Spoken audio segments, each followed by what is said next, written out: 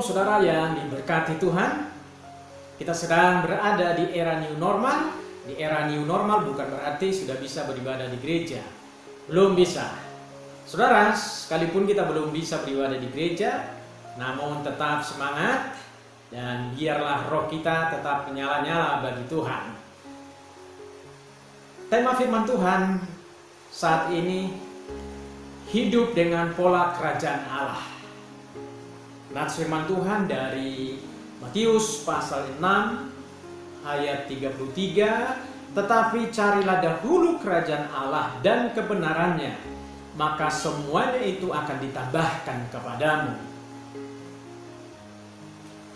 Saudaraku, untuk apakah Yesus datang ke dunia ini? Pertanyaan ini sudah diajukan dari sejak abad pertama hingga sampai sekarang. Dan banyak para tokoh lintas agama, tokoh dunia, bahkan tokoh agama Kristen memberikan jawaban. Dan jawaban itu beragam. Seperti misalnya menurut bangsa Israel, menurut para tokoh Yahudi, bahwa Yesus atau Mesias semestinya datang untuk membebaskan mereka dari penjajahan bangsa Romawi. Jadi mereka melihat kedatangan Yesus ke dunia ini dari perspektif politik.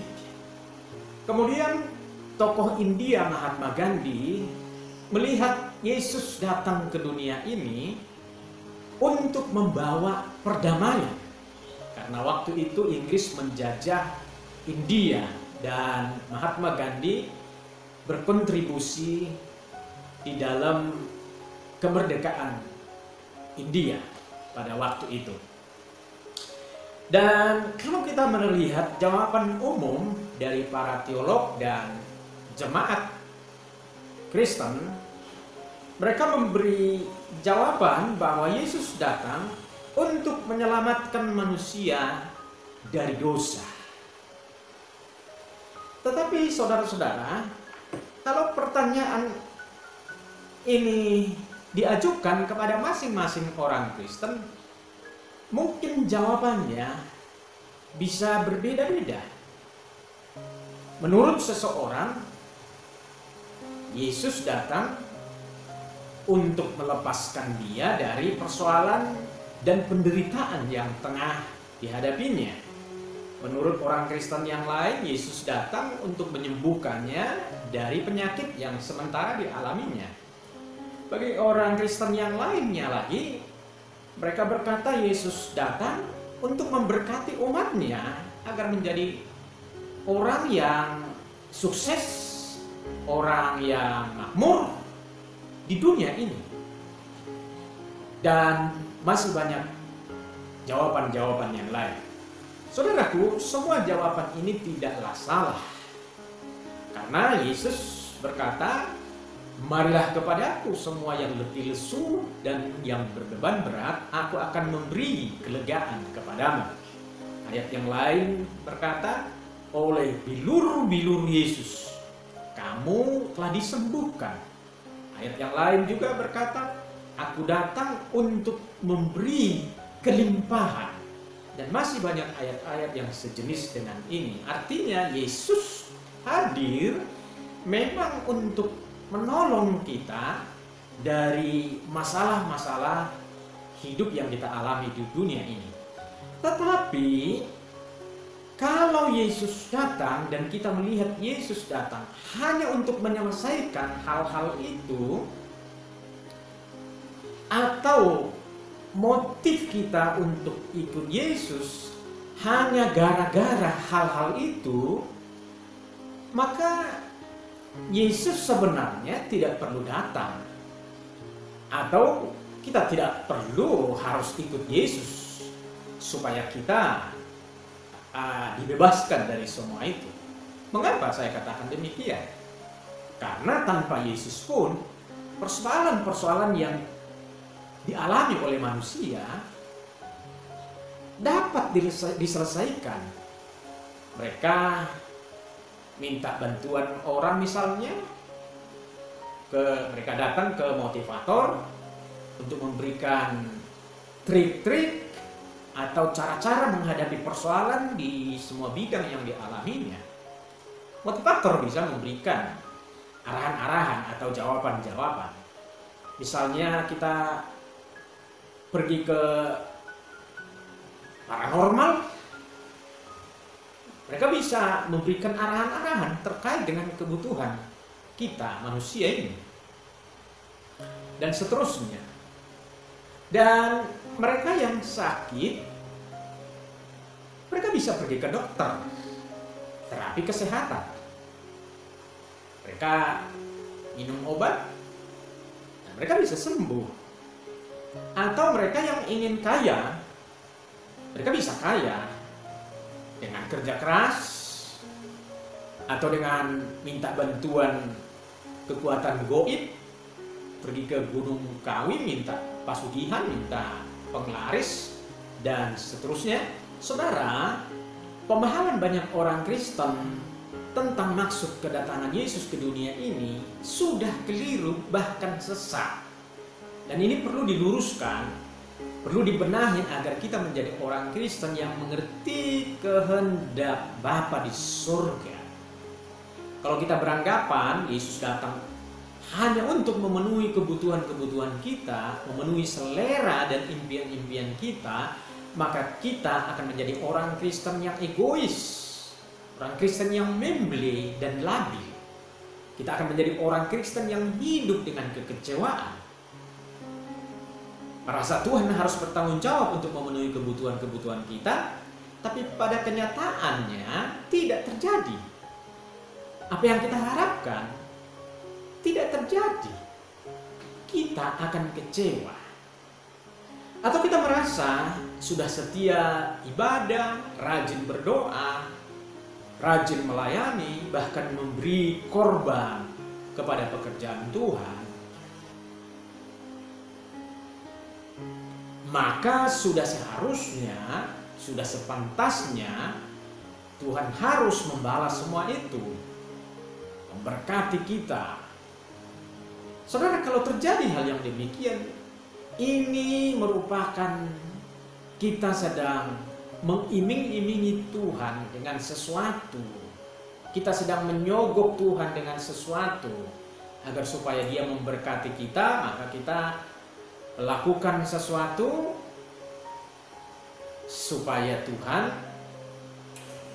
memberkati kita, bertindak untuk menyelesaikan apa yang menjadi kebutuhan-kebutuhan kita. Saudara, kalau kita melakukan semua itu agar supaya kita diberkati Tuhan, supaya kita berlimpah secara finansial, maka kita tidak ada ubahnya dengan para penyembah berhala.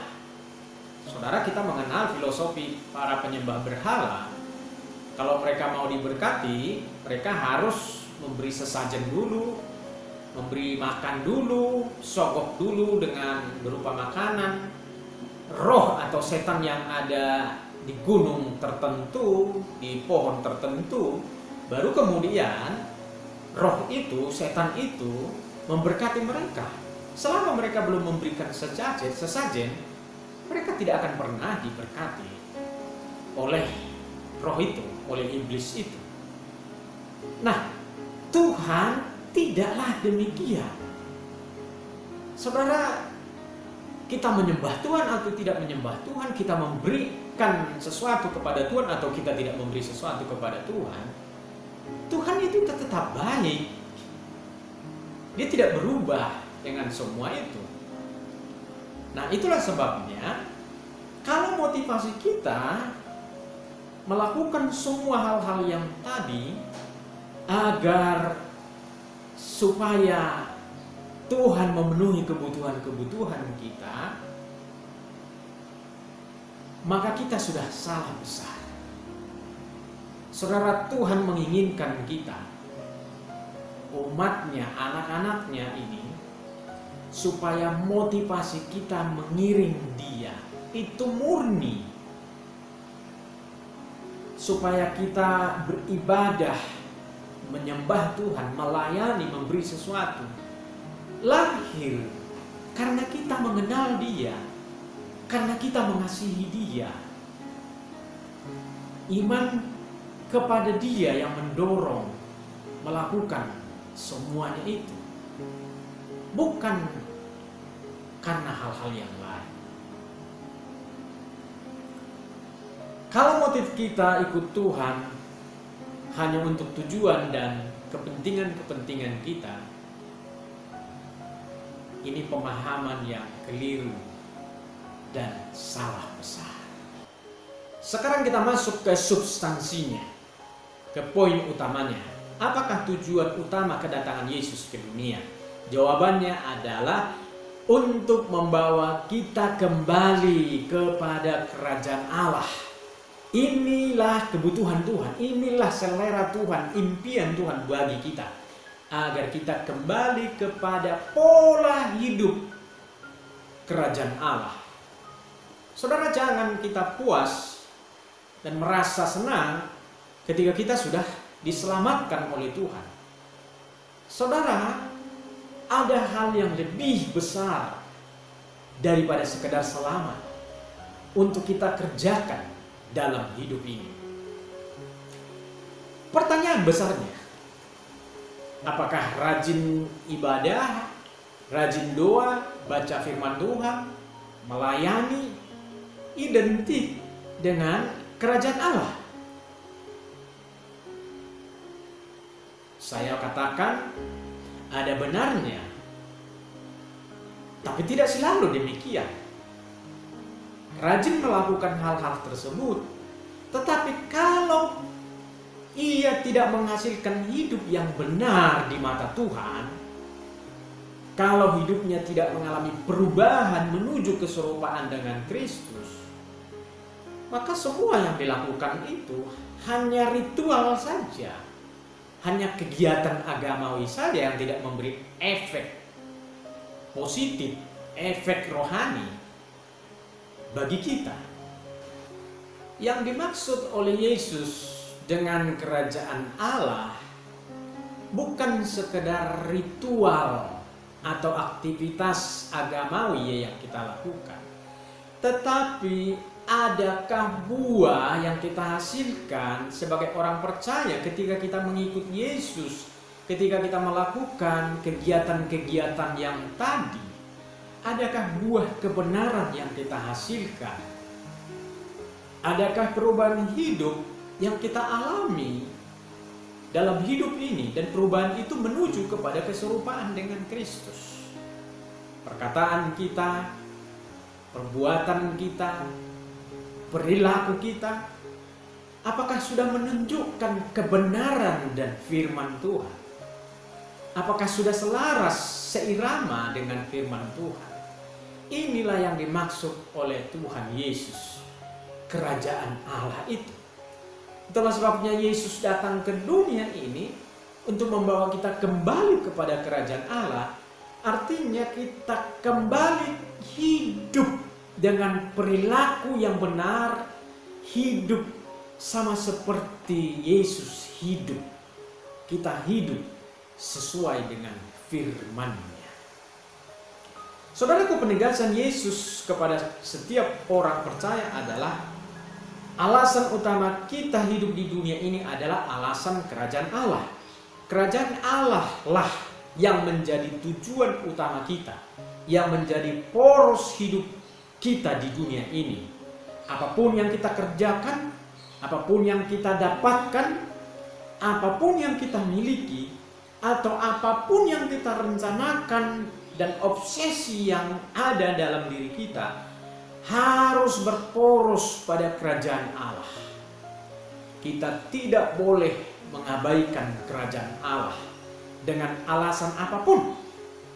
Karena kalau kita kehilangan kerajaan Allah, maka kita akan kehilangan semuanya. Kita akan kehilangan kebenaran, kehilangan damai sejahtera, dan sukacita. Karena itu harta yang paling besar, yang paling penting dalam hidup ini. Roma 14 ayat yang ke-17 berkata, sebab kerajaan Allah bukanlah soal makanan dan minuman, tetapi soal kebenaran, damai sejahtera, dan sukacita oleh Roh Kudus. Kalau ini kita miliki, saudara-saudara, inilah yang menjadi kehendak dan kesenangan Allah. Saudaraku, ada pandangan yang muncul dari kelompok yang menentang ajaran Yesus. Mereka mengatakan demikian. Surga atau kerajaan surga sudah dipakai Allah sebagai alat untuk mengalihkan perhatian manusia dari tugas dan kewajiban duniawi kita. Mereka memberi argumentasi, buat apa memikirkan sesuatu yang tidak kelihatan, yang belum tentu ada, dan melupakan sesuatu yang kelihatan, yang sudah ada. Misalnya pekerjaan, keluarga, harta, kesehatan, dan lain-lain. Ini sesuatu yang kelihatan. Tetapi Tuhan memakai kerajaan Allah untuk mengalihkan perhatian kita dari dunia ini. Saudara, ini pemahaman yang keliru dan yang menyesatkan orang-orang percaya. Saudara, paham ini sudah ada sebelum Yesus datang ke dunia. Paham inilah yang dilawan oleh Yesus. Itulah sebabnya Yesus mengajak kita agar mencari dahulu kerajaan Allah. Dengan pengertian yang lain, Yesus sedang mengatakan justru tugas-tugas duniawi itulah yang mengalihkan perhatian kita dari tugas-tugas utama kita. Justru karena pencarian kita terhadap perkara-perkara dunia inilah yang membelokkan kita dari pencarian terhadap kerajaan Allah. Kesimpulan yang ingin saya sampaikan, apakah maksud carilah dahulu kerajaan Allah? Yang pertama, kita harus mengupayakan agar prioritas kita hidup di dunia ini adalah menyenangkan hati Bapa di sorga dengan hidup sesuai dengan pola kerajaan Allah. Yang kedua, kita berjuang atau mengupayakan untuk mencapai kehendak Allah atas hidup kita. Kalau kita berjuang keras untuk perkara-perkara duniawi ini, sesungguhnya kita harus lebih berjuang untuk perkara-perkara surgawi dan yang ilahi. Kalau kita merasa khawatir karena persediaan makanan sudah hampir habis, sesungguhnya kita mesti lebih khawatir karena kita tidak makan makanan rohani.